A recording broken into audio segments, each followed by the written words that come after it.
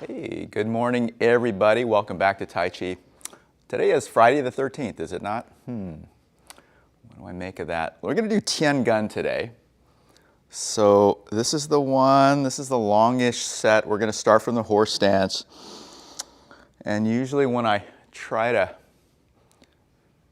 show someone how to do this, what I usually say is, your arm is resting, think of your arm resting on a tabletop and it's just completely relaxed, it's heavy. And to start moving it, you're just going to move everything except your arm. You're going to start moving your waist, turning the torso, and eventually it's just going to pull all the slack out of your back muscles. And that feeling, the absence of slackness in your tissue, that's what we're looking for. And that's what makes the arm actually start to move. Same thing going this way. I'm going to just start moving away from, like I'm walking away from the arm, and eventually all the front side stretches, and it comes through there. So once that stretch occurs, then the arm just basically moves by itself. Like this part right here is just free motion, free energy.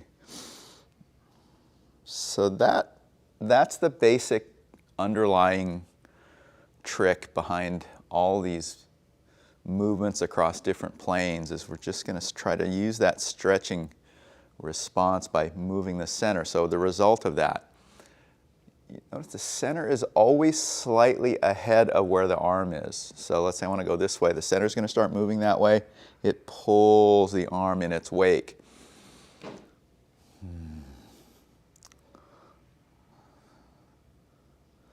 So all I'm thinking about when I'm doing this is just trying to maintain that sense that the arm is at rest, everything is heavy, everything is relaxed, and I'm just focusing on moving my middle part, my pelvis, my hips. The legs are pitching in by flexing and unflexing. The hips are closing and opening.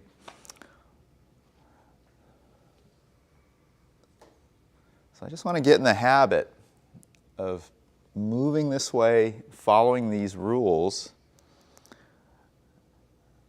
in the hopes that over time, the body changes.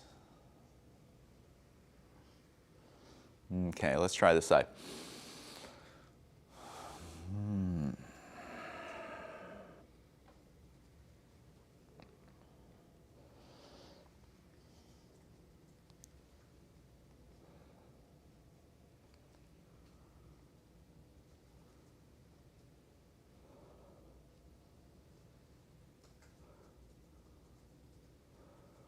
There you go. Nice and easy.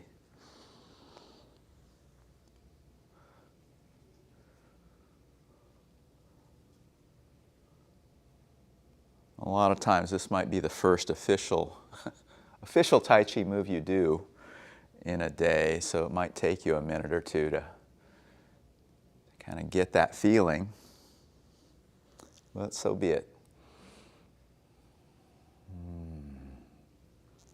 All right, now this moves cross body, the same thing. Waist is powering that movement.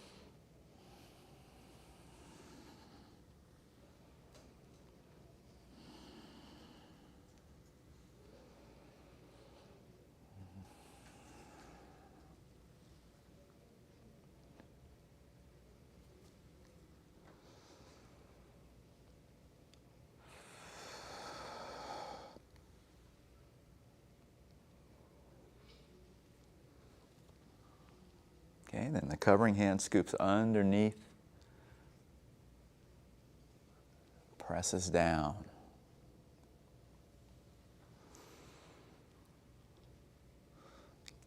Again, you'll notice the waist is just ahead, so I'm trying to pull my arm out of this tunnel, and then as I pull it,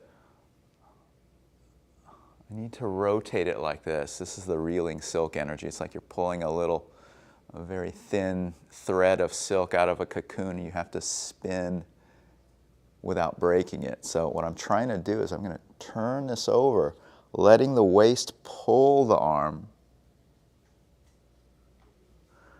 And now when it gets to here, I'm going to push my feet into the floor and lift from the ground. And then right about here, I'm starting to turn away to create that stretch. And then, body weight, gravity, falling. Rotate, don't forget to twist this. Lift with your legs.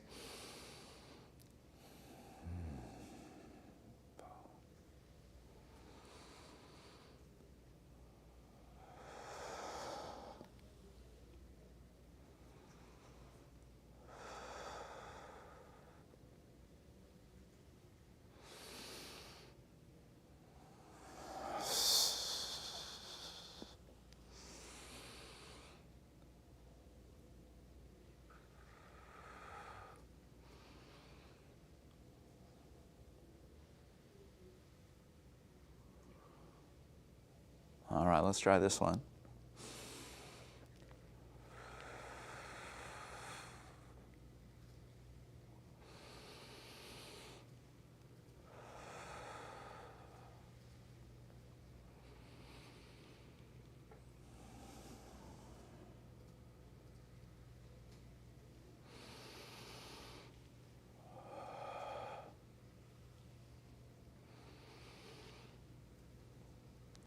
And the opposite rotation.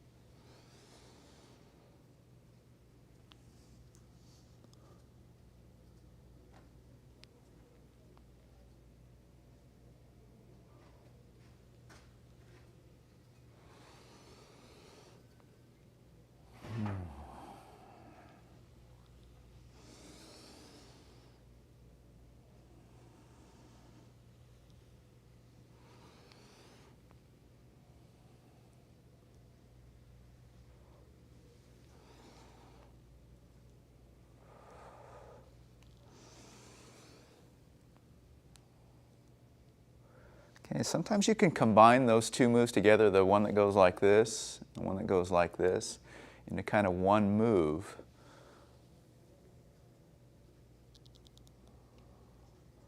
That would look like this. So this is more of a traditional Bagua maneuver.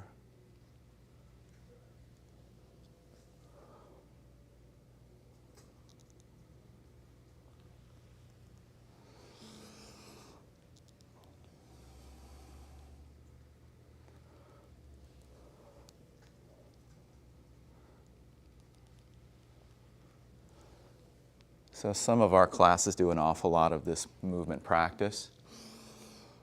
Let's see what it looks like going this way.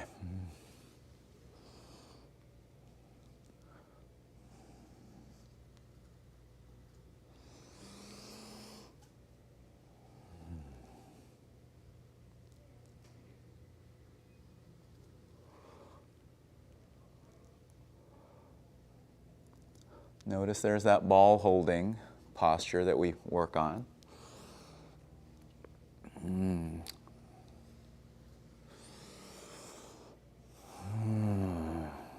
Ooh, that's a lot, huh? Another way to practice this, do one on one side and then one on the other side. Let me just show that real quick since I brought it up.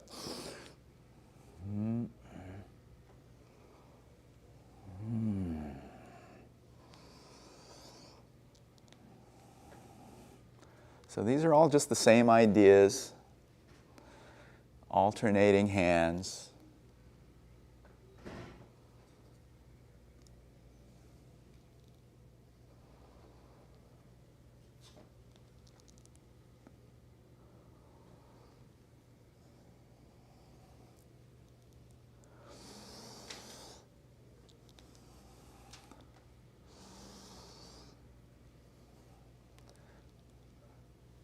Seems like every time I do this exercise, I learn something I didn't know. I notice something I never noticed before.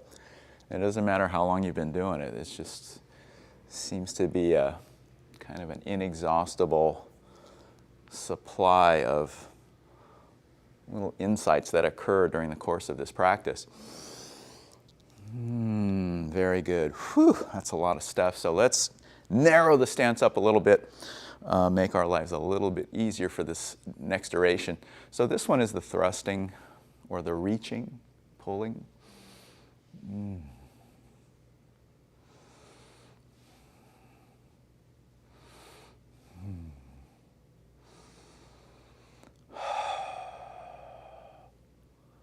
Notice the action of the waist. It turns and then it reels the arm back like a fishing line. It just reels it back in. So even on the smallest motions, they will all still follow the exact same rules that your bigger and more expansive actions will, in that the waist will drive the movement, and our job for the most part is just to get out of the way of that, just to let that naturally occur. Not trying to overly control it, really just trying to learn to observe it, I guess. Let's try this one.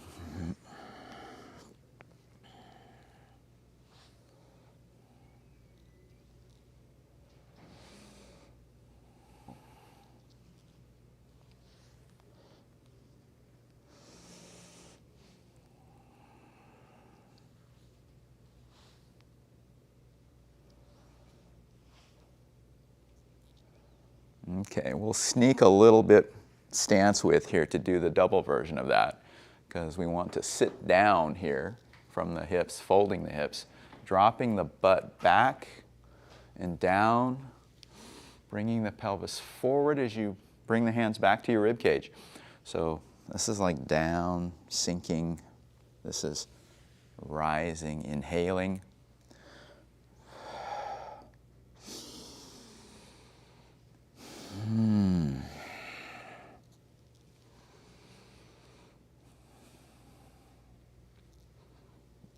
Good. Look at it from a little bit from the side here.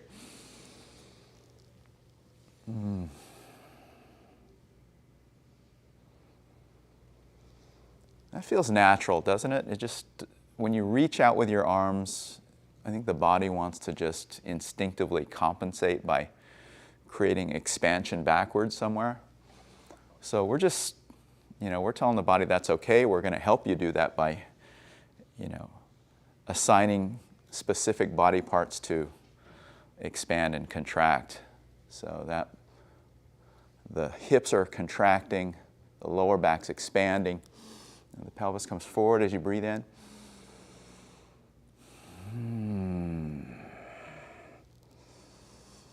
Yeah, so you're not using any strength in these things. I think everybody knows that, right? You're just using your mind to create these images that help, but not using really any tension or anything like that. Good. All right, so that's my last one. And I'm just going to migrate to that lion shape or spear holding shape. So the first act of this, let's look at this, because I know people have trouble with this one. The first act of this is just, it's a spiral. So notice it starts really small with just the wrist. Then the elbow gets involved. Then the shoulder, and finally the back is involved, and that's what yanks it back to your head. So just try that for a minute or so and try to get the idea that it's, if you like, think of like drawing a a spiral on a piece of paper from a single point, and it starts out very small, and within a couple of revolutions around the track, it gets very large. So that's what that feels like. It doesn't exactly feel like a circle. It feels like a spiral. So it starts small and it gets bigger as it engages more tissue and involves more joints. Okay, so that one, I think bears a little bit of explaining. This one I think is self-evident. The other one, the thrusting one, is pretty simple. But matching the two together, that's the trick.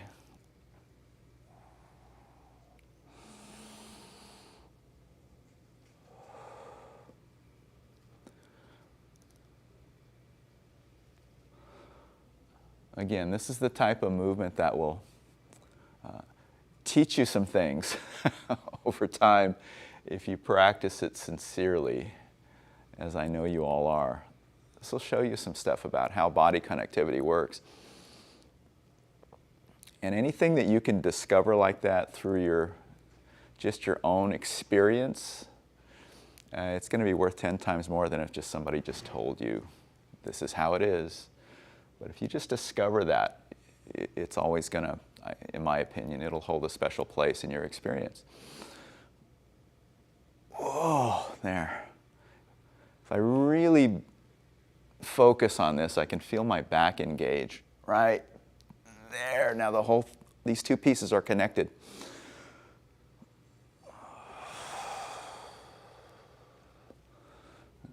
Now the legs are involved.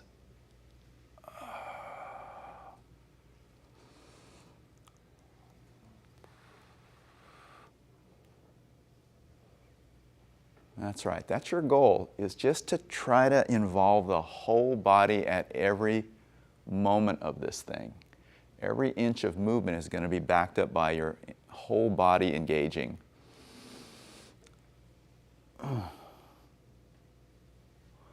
And then that'll just easily change to the big ball, which is, I think, conceptually simpler, at least.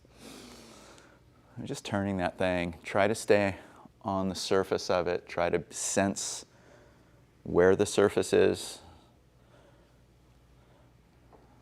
your relationship to it. Your body's going to accommodate its shape.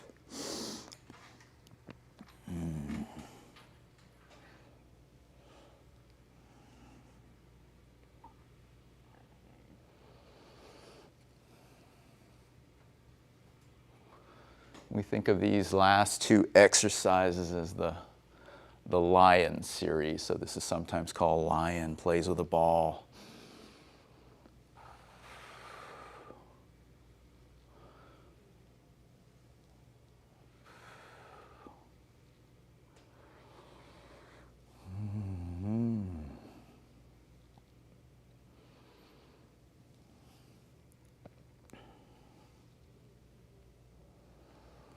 And like we say, you have options with this ball. You can shrink it down. You can change where it's turning. From vertical, you can make it horizontal. Some people do an exercise where they imagine pulling the ball apart, like pulling chewing gum, pulling taffy, and then squeezing it back again.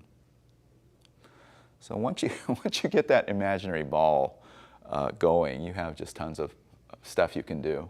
Right? This is one. This is another one. Up and down, squeeze, up and down, squeeze, boom. It's like a big ball of pizza dough. And back to the ball. This resembles wave hands like clouds. And then back to the original ball, the lion. So that's like a whole workout day in itself, if you need it. There's a whole bunch of stuff you can do with the ball. You can do things with actual balls. There's a series that I used to do with like medicine balls and those small little elastic rubber balls. There's a ton of stuff you can do. Okay, let's park the fists on on the hips, on the waist there. So this is the one where we're going to circle it. Okay. And I don't think anybody will be surprised at this point to hear that I want my waist to drive that, to create that motion. So I need to turn, right? I need to turn because I want my forearm to cross my center line. That's kind of one of the goals of this. So this is like a traditional movement. They do this in sword play as well, in Eastern as well as European systems. This is like a universal motion. Goes over the head, then your elbow grows very heavy. You're going to relax your knees, drop your center, bring the back of the fist and the elbow and the forearm. Just bring it straight down the middle. Yeah? So probably want to inhale here.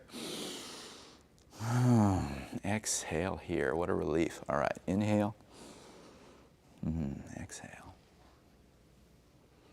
Pick up the pace a little bit.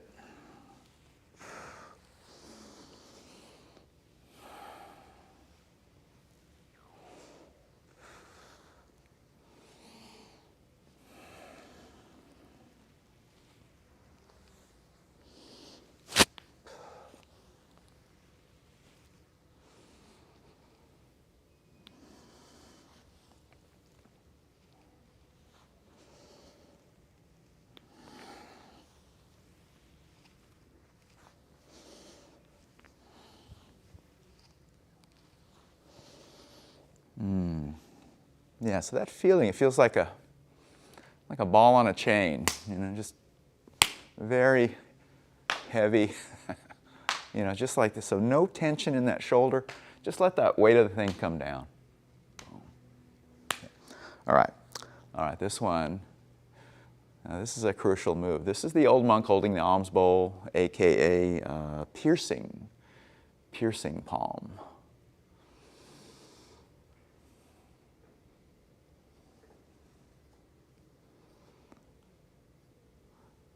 So this will show you something that you'll notice a lot the longer you practice Tai Chi and related arts is so many times when there's a rotating action of the body, one hand seems to go with the body and the other hand seems to want to stay where it is.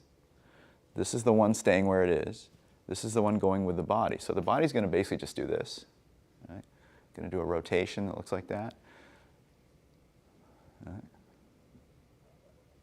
But this stays still, at least at first, and this hand is going to be driven down that line by that rotation. So now it reaches a point of no return when the wrists cross, and then they're both moving the same way.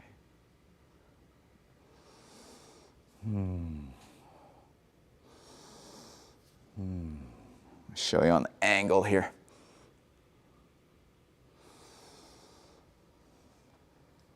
So it's like I'm trying to touch that front hand without it being affected at first. So I'm trying to touch it, and while keeping it still, touch it. Right? And then when it crosses, then that rubber band snaps, and then everything moves.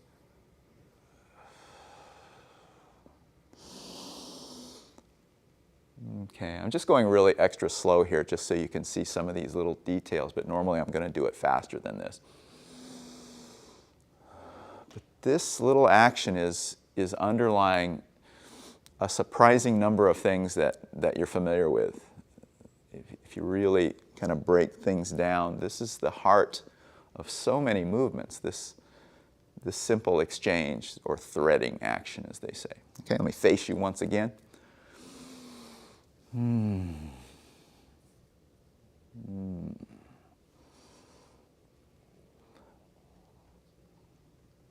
Okay, all right. I'm going to have to remind myself to go to the next thing because I could do that for a long time and just get endlessly entertained by that. So, you know, I'm weird that way. So the second one, which is kind of related to that, but it's different, is you make fists, loose fists, mind you, not tight fists, but just loose.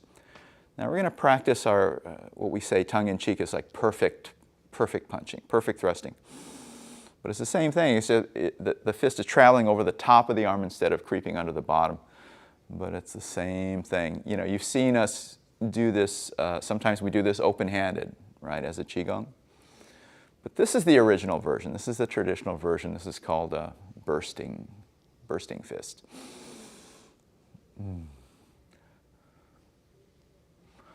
So every time you see a punch in your Tai Chi form, which you'll see mostly right-handed punches, but there's a couple left ones in there.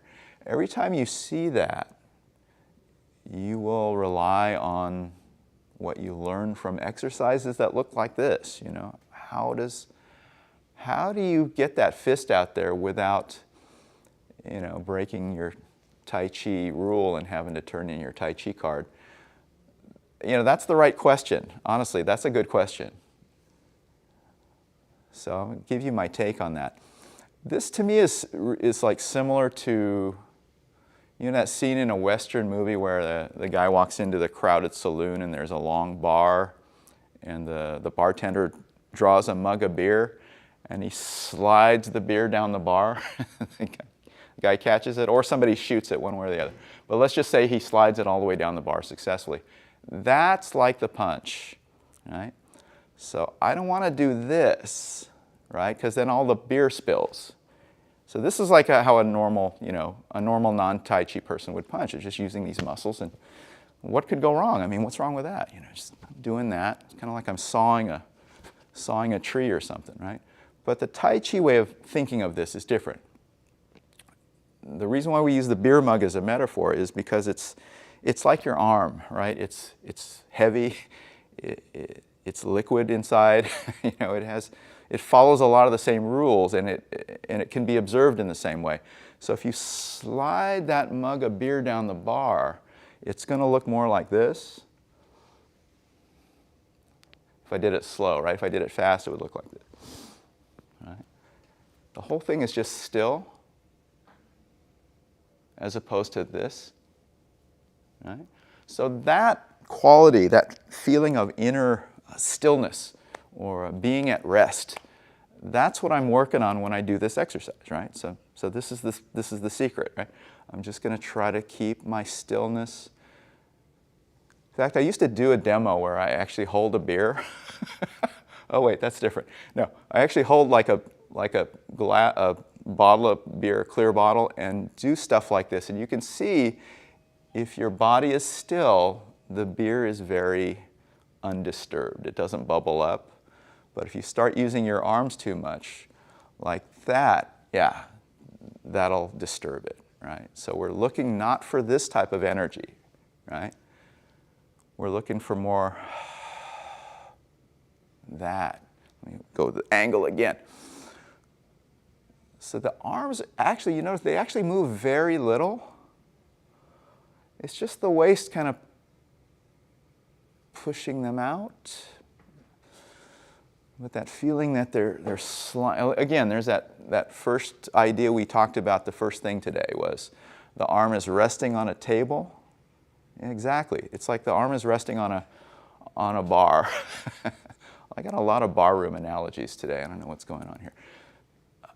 Yeah, like that, exactly, see?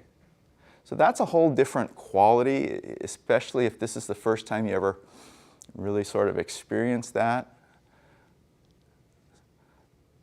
So yeah, if that's the case, take this one movement this weekend and just kind of run with it. Just do that a lot, and then you can self-initiate, as it were. Yeah, good, great. All right, now we're going to go to the next one. So putting one foot in front of the other. So this is learning how to shift weight from back to front and back again. Notice there's a lot of rotation going on there that you might not be aware of, but that's the benefit of doing repetitive movements like this, is you'll learn all these spiral circuits of motion that exist inside of everything. So this first one, we're just going to collect the hand in front of the chest, shift the weight, compress, release.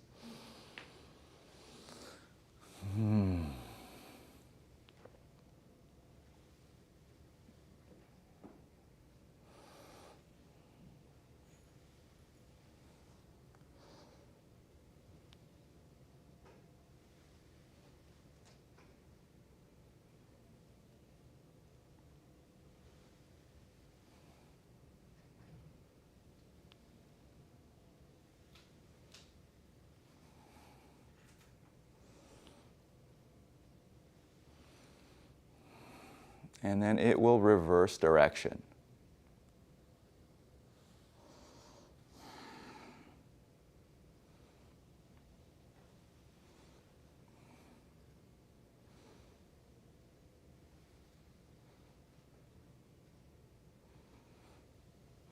When you get to the front leg, you're going to try to get as much of your body weight on that leg as you can, but given the stance width, etc., maybe that'll be, I have to say, maybe 70%. And same thing, it'll go back weighted 70%.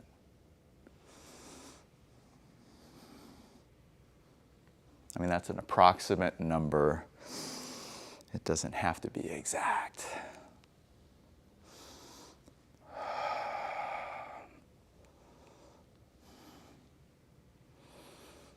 Okay, let's transition out to the next one.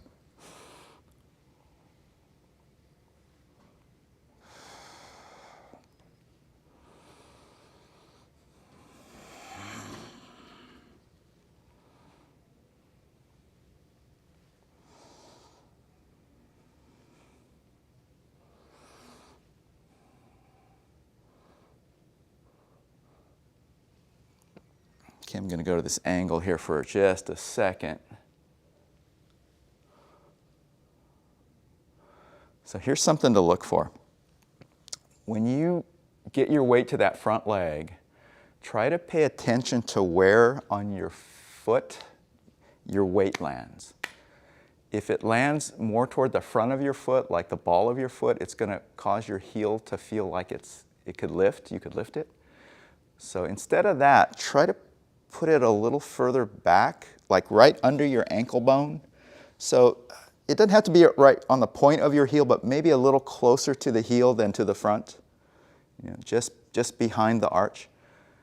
And what that'll do is it'll give you a really nice deep root on that front end. As soon as that knee goes past a certain point here, it lifts the heel up, and it's not what we're looking for because it destabilizes our stance and our stability in the root. So that's what I'm thinking about, among a million other things, but I'm thinking about where do I feel the weight falling. So if I could slip a sheet of paper under the heel, I know I didn't quite do what I'm trying to do. I want that heel to be very solidly planted so that somebody could just come up and just step on your knee and stand up on it, and you could support their body weight. Yeah? Okay. Let's do the other direction here for a sec. See?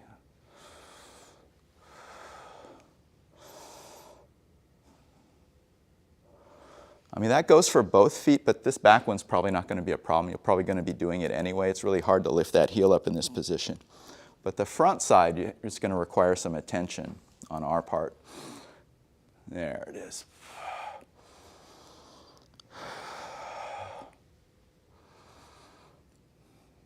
All right, good. Back to the horse.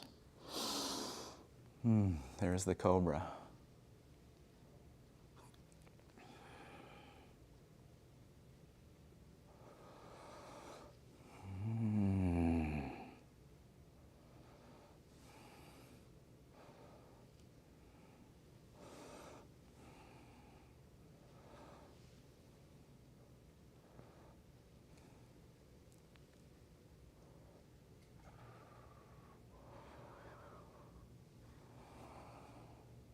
Oh, good. You guys look good doing this.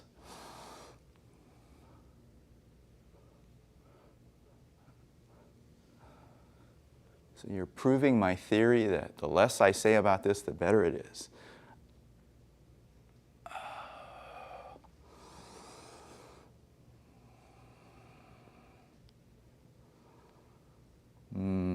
Good. All right.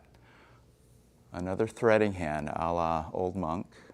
Spread the arms like a propeller, and that will become a horizontal chop with the palm up.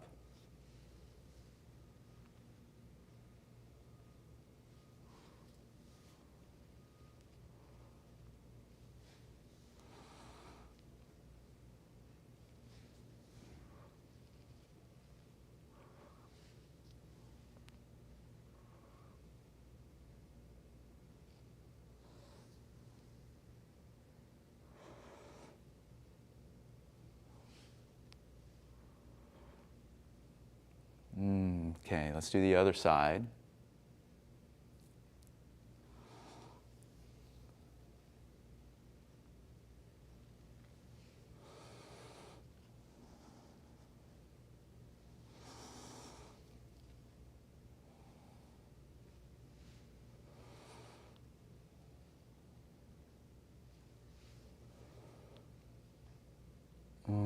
Good.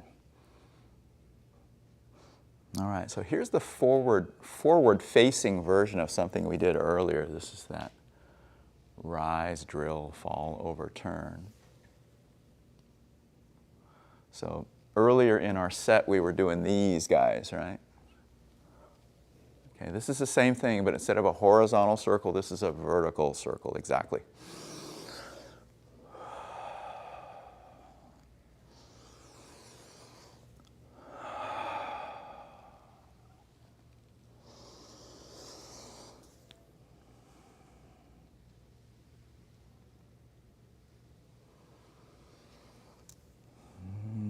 So at the end of this, you're twisting your body so as to aim the forward shoulder in that direction.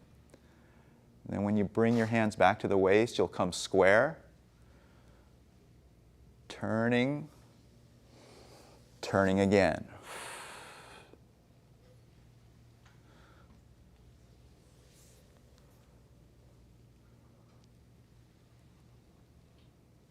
So a lot of these movements, you notice, will require 3 full rotations to get to where you want to go.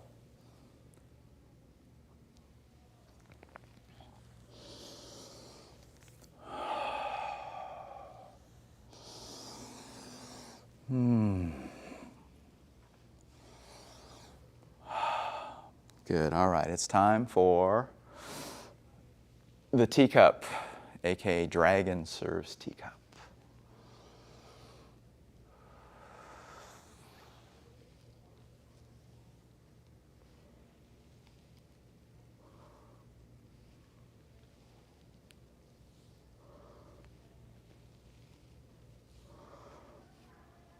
And reverse.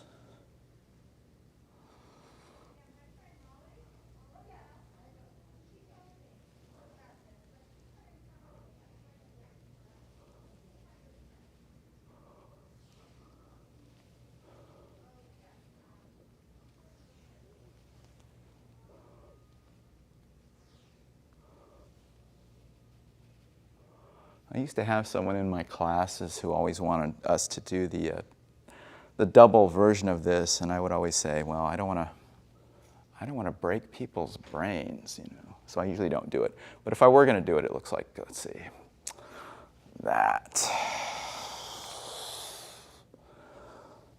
So that requires a lot more movement, doesn't it? I just want to show it just for informational purposes. All right, let's get back to sanity here.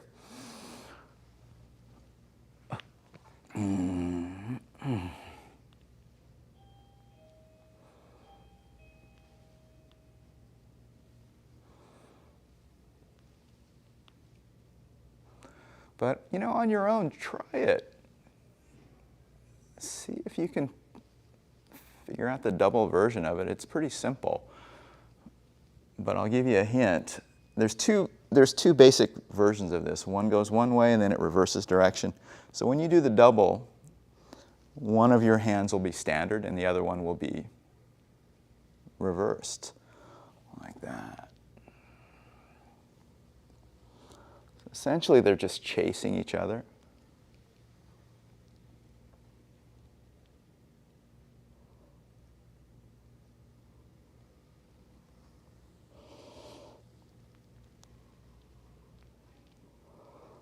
All right, I bet you're glad I brought that up. Okay, so let's stretch those tendons to close this part. So we're just going to pull this back as far as we can, stretching here. This is the part where you can lock your elbows, right? The only part. Take a breath and hold it there. Exhale, release it. Now rotate as far as you can go. As far as you can go. Hold it. Release, press the heels of your palms forward, pull your fingers back, back. Now the tips of your thumbs, like pinned to a bulletin board, you're going to rotate from the tips, Go as far as you can go. Hold it there, breathe in. Okay, that's one round.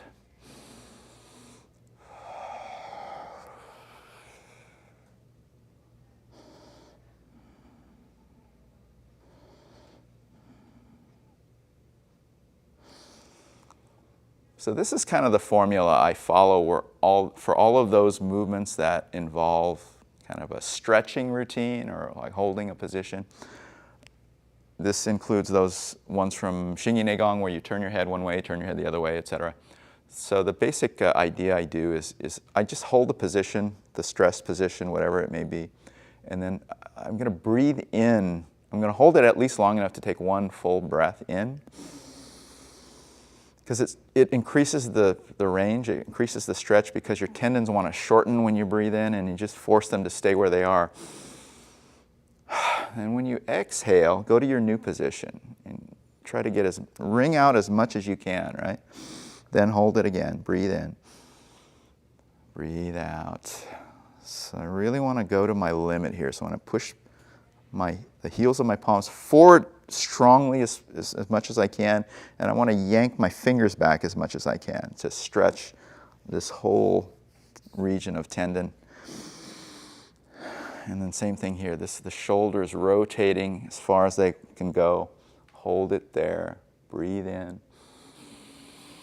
Whew. Breathe out, good. And at this point, like I always say, it's good to just stand still. You know, it's good to just stand still. And this is where you would do your checklist. Some people like to do this.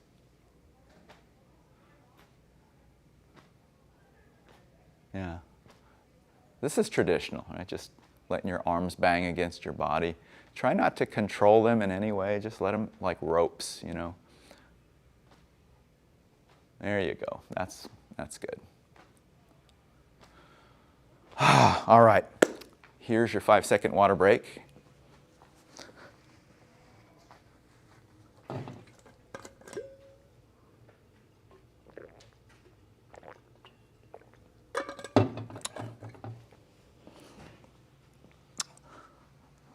All right, before we get started on the whole long form, I just want to show the opening with reference to that little idea we were talking about earlier, where the body always rotates, and oftentimes, not every time, but oftentimes, one hand seems to go with the body, one hand seems to stay where it is.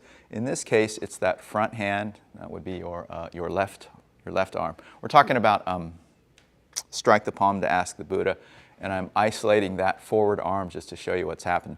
So the first movement here, I'm doing that, right? I'm turning, folding this in. Sometimes it looks like I'm doing that, but it's kind of an optical illusion. All I'm doing is this. Now this stays where it is, right? It stays right in front of my nose. But my nose itself is turning, but it's where my nose was, right here, right? So I'm just going to turn. But notice, because it stayed where it is and I'm turning, all these relationships changed. It's like I'm wrapping myself into the arm, like that. This one's going with the body, so this one is allowed to move. It's going to move all the way inside the crook of the elbow. Right? Like that. Okay, so once it clears the crook of the elbow, then it'll drop. And this feeling of like opening a jar of salsa or something, this kind of a spiral, like that, right? So from here, turning, drop the fingertips, let the water drip off the fingers.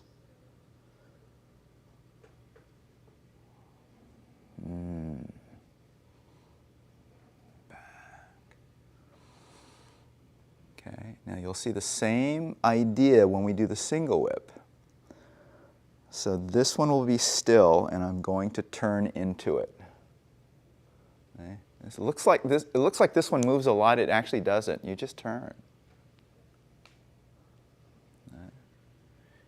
turn.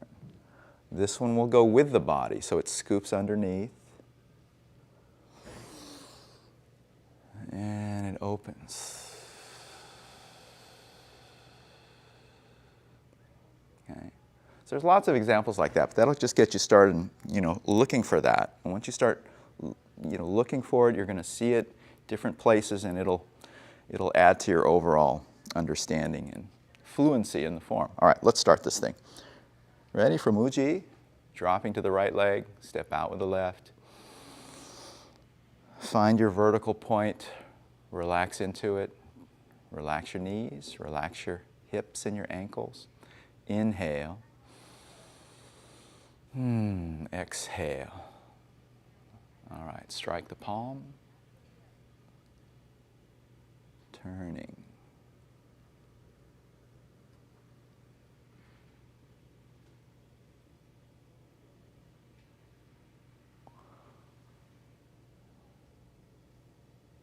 Single whip.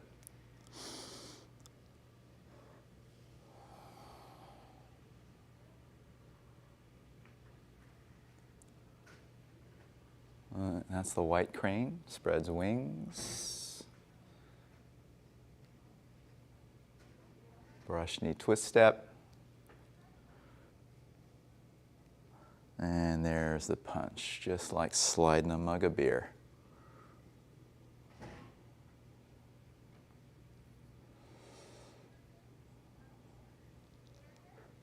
Carry tiger to the mountain, 3 circles. And reach out with the left, pull back with the right. Center punch.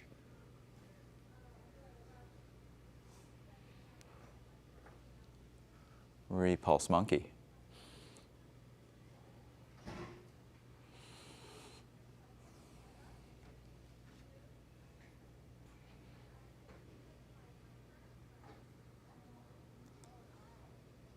Flying diagonally.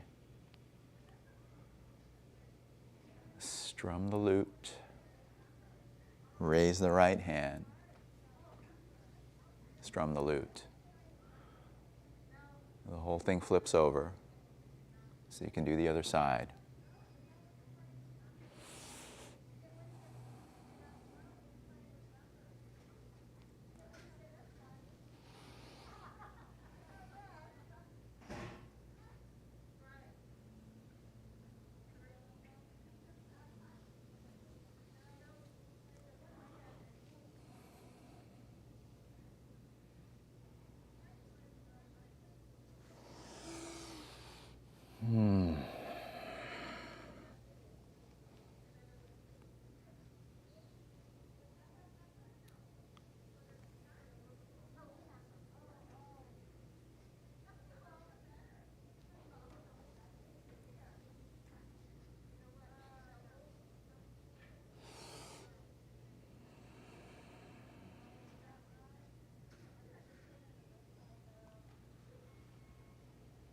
Pat the horse. Inhale. Exhale. Get down low.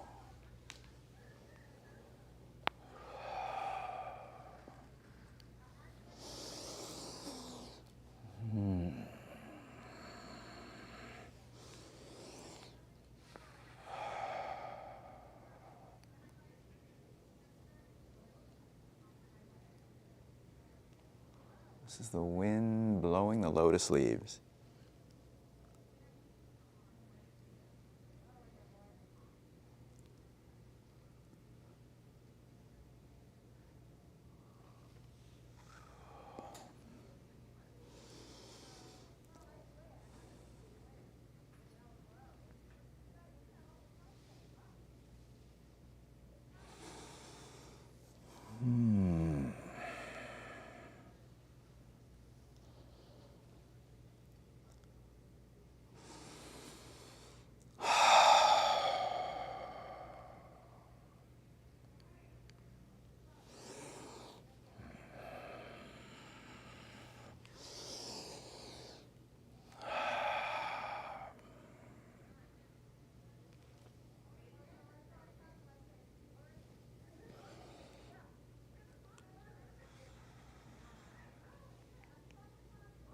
This is you making a fist with your right and covering it with your left, kind of wiping it like that.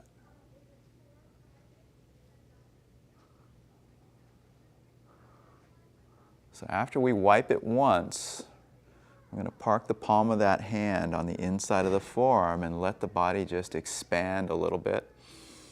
And then contract and pull back. Then expand again. And then go right into single whip. Good, great. Parting the wild horse's mane.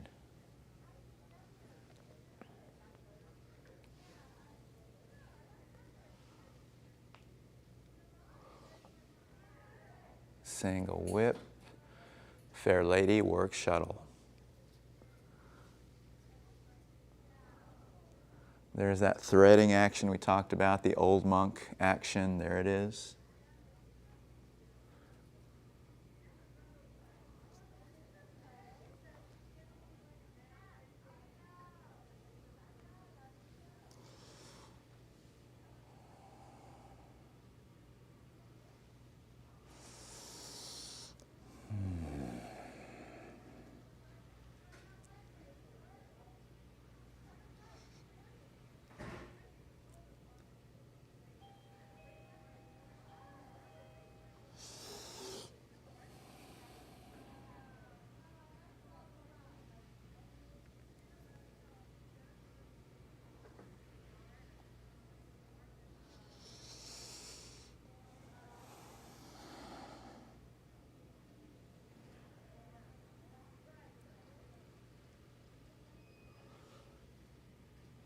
Right, left hand goes come here. It sweeps down the side of your body and it makes like a snake surging forward. This is the one you already practiced. This is the golden rooster standing on one leg.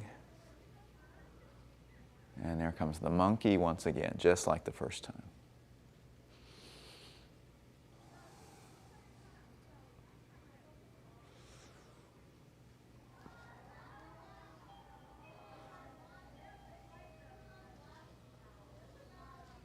Flying. Strum the lute, raise the right hand. Do that on both sides of the body. Raise the left hand. Reach and pull.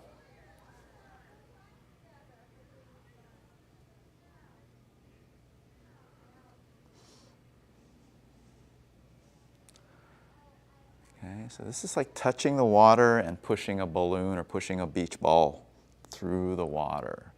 There's 3 of these movements in the sequence. It goes push, circle, and then you twist your fist like you're wringing out a towel, and that makes the third strike, the third beat. So this is signaling you're kind of heading for the final turn here. So it's push, circle, drill. This is drilling, right? So once more. Push, circle, drill. Let me face the camera. It's easier to follow. Then I'm going to go right back to it. Okay, so it goes push, circle. And this stuff is going right in the center line, right? So you're wringing it, twisting it, bringing your elbows into your body. And that's the third beat of that 3-beat sequence. So it goes 1, 2, 3. Great. Okay, so that puts us here. Then we go right into single whip.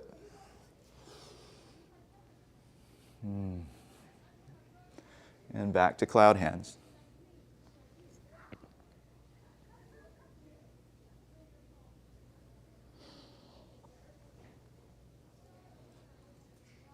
Ending with single whip again.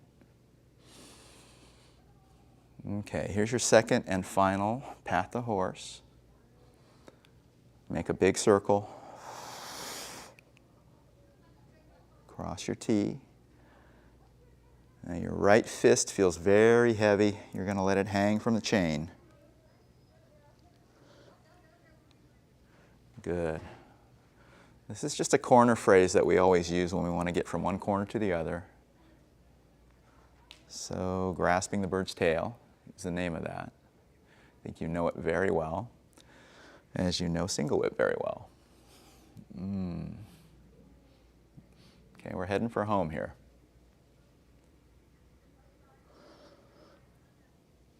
Sniffing the barn, as they say.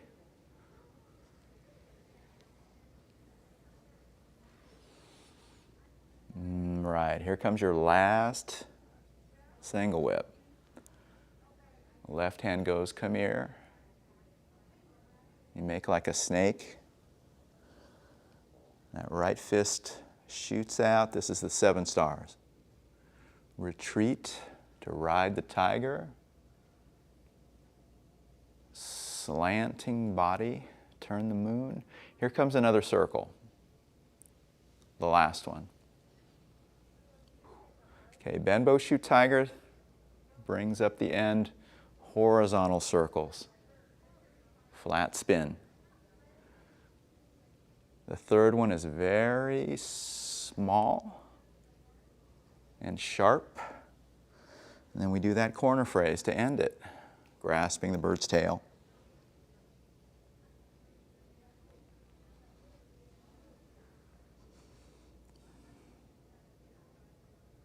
Okay, inhale, left crossing inside of right.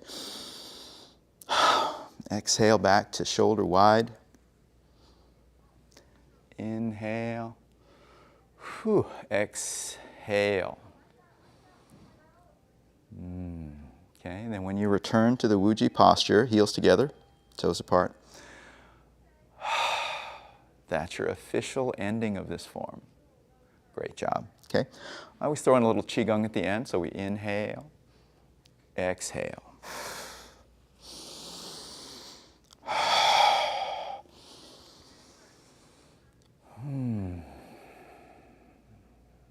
And look up like you're looking at the stars. Touch your hands together. Exhale, touch your heart. Inhale, rise slowly.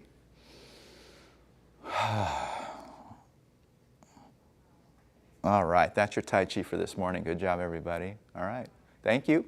We will see you all next week. Have a good one. Thank you, Sensei.